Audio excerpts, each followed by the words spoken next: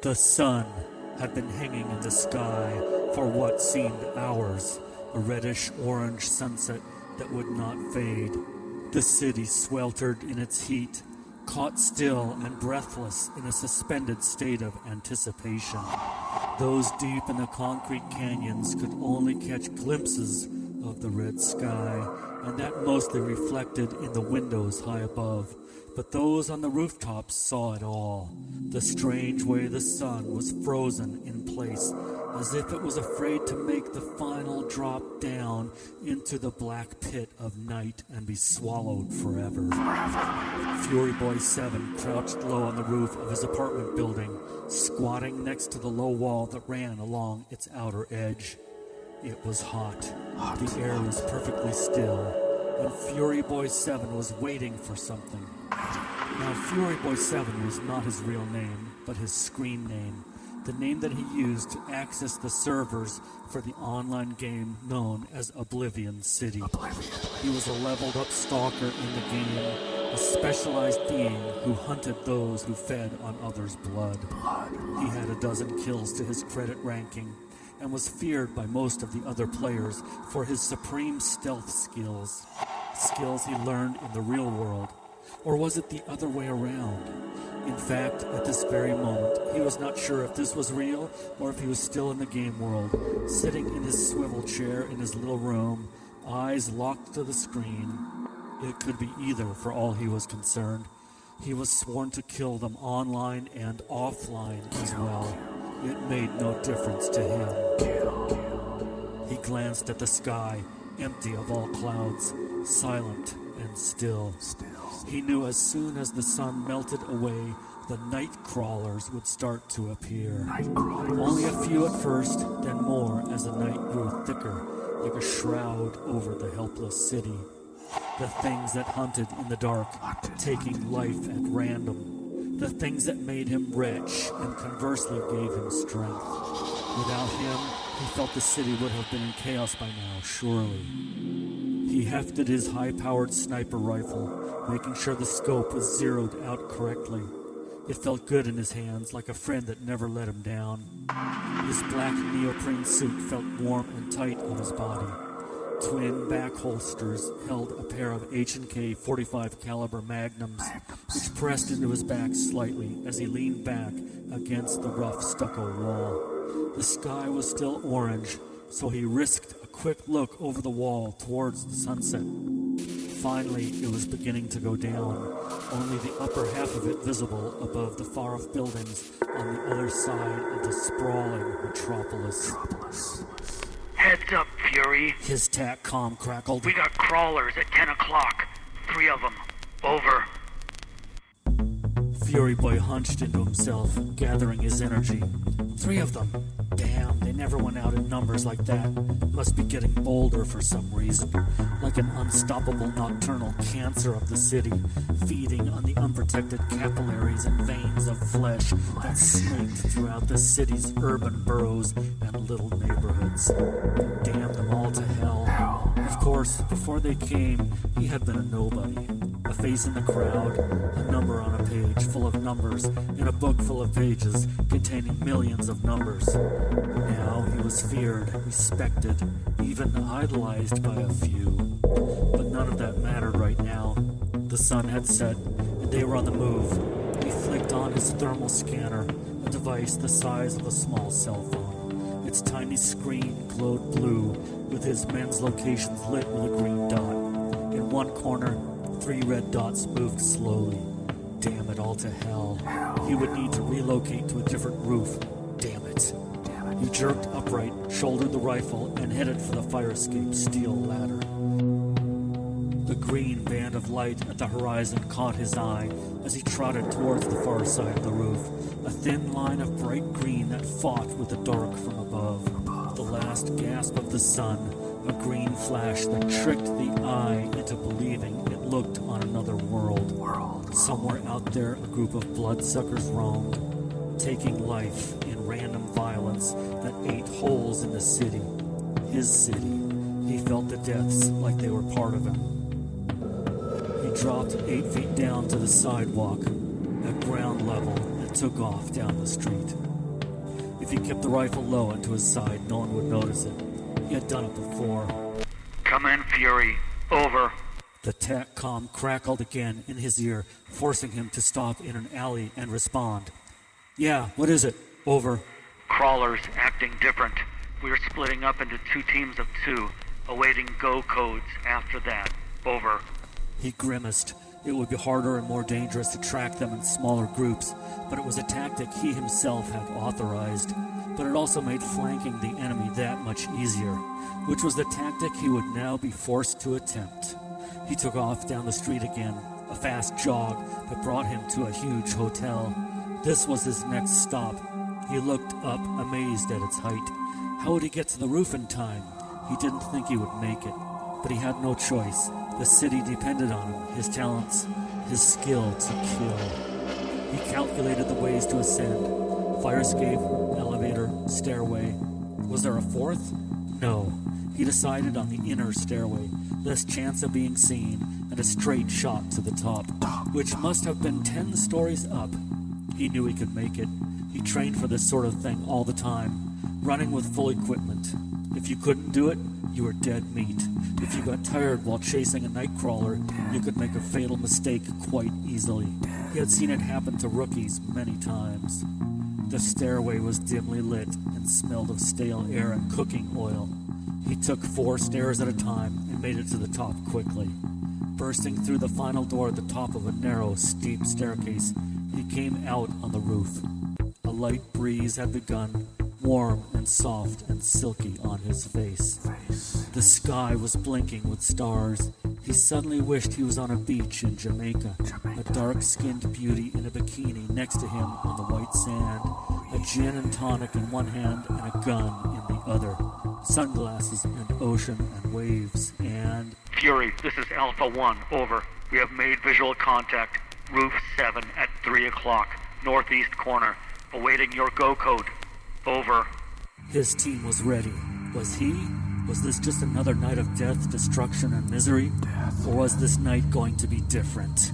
He stood by the waist-high wall at the roof's edge, set the sniper rifle atop the ledge, and sighted through the scope.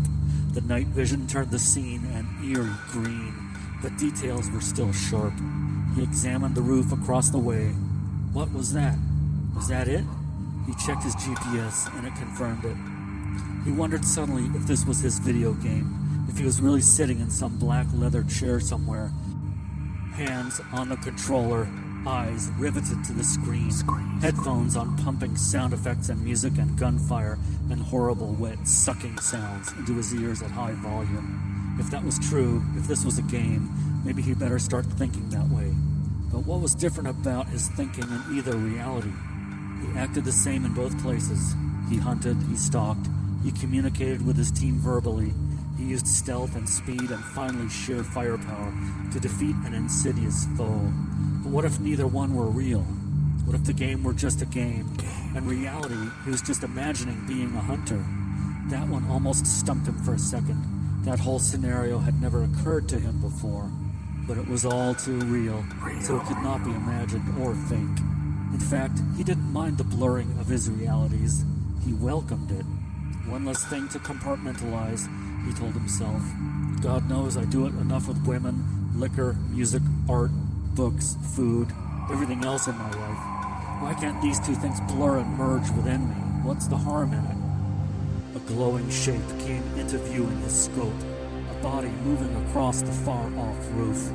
It was hunched over, an odd dragging movement, as if it pulled a heavy weight behind it. Its back was humped, a crooked spine twisted with evil. The head was misshapen, elongated, alien.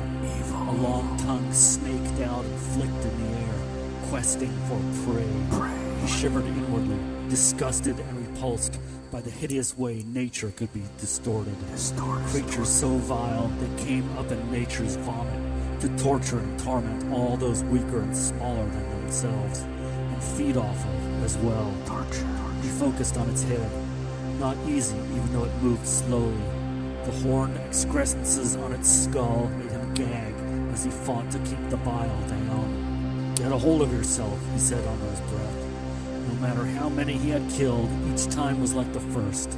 The sight of them made him puke. He closed his eyes for a moment, sucked in a huge lungful of breath, and steadied the scope.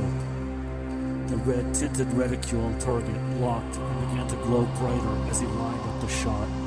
The bullseye at the center shrank and solidified to a red diamond. Now or never. He squeezed the trigger. It seemed to take an eternity for his index finger to contract far enough to detonate the bullet.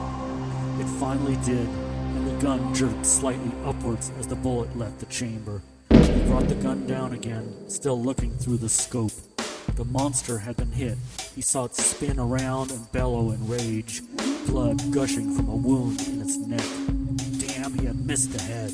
Now it could still do damage, go berserk in pain and kill anything that moved.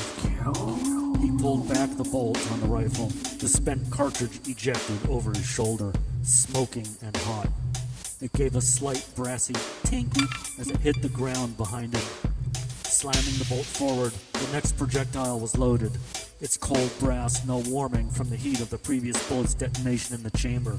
He imagined himself a human firing pin, his mind a sledgehammer that when contact was made with a bullet's flat ignition cap full of gunpowder, he would actually fire the bullet forward into space on a trajectory of death.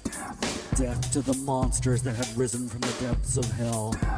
He was on the front lines in a war for survival. No prisoners, no hostages, no negotiating, nothing.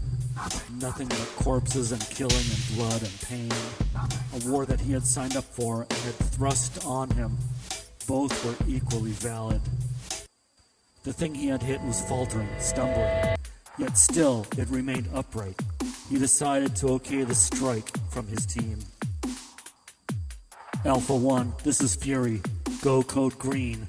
I repeat, go code green. Over. Maybe they could get a clear shot now. His second shot was too difficult to pull off. The thing was moving too much. Alpha 2 to Fury, over. We are in trouble. Repeat, we are... Crackle static burst over the comm unit, hurting his ear. Damn, what was going on? Did they get ambushed? He called the other team. Alpha 1, do you copy? Over. Do you have Alpha 2 in sight? Over. He was beginning to get worried now. Something had gone wrong. Something drastic, non-ordinary, out of the routine. He trained the scope on the roof, sweeping its eye across the open expanse of rooftop tiles and air vents. Nothing moved. Nothing was visible. Nothing. Was it a trap? Were his team lured there? Nothing. Surely one of them could hear him. Nothing, no reply. Nothing. Only static. He scanned the roof one more time before sprinting for the stairway door to the exit. The door was shut, locked tight. It would not budge. Someone had locked it from the inside. Who? What was going on? As he contemplated this nasty surprise, he suddenly got another one.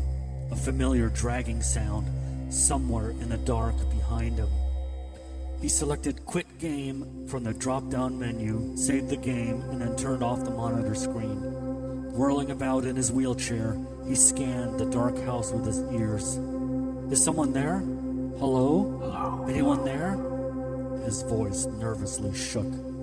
Fear dripped out from between his words. Fear. He cocked his head sideways, listening to the creaks and tiny groans of the house. It always made these noises. But there had been another, a different one, out of tune with the others. An anomaly. He spun around to face his desk, his computer, his wall plastered with pictures of a heroic vampire hunter.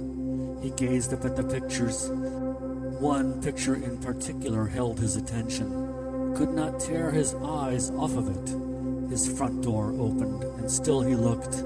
His study door opened, and still he gazed at it. Even when the long tongue flicked out and caressed his cheek, he continued to gaze at it. After the screaming had ended, a few drops of blood dripped down the picture he had been looking so intently at. The portrait of a character in a game, a fierce, tough vampire hunter, sworn to kill them all. A man, unfortunately, only virtual, unable to save the wheelchair-bound player who dreamed of being the hunter himself one day. The blood finally, slowly dripped down the photo, revealing once again the hunter's feared name. Sunstop Man. Sunstop.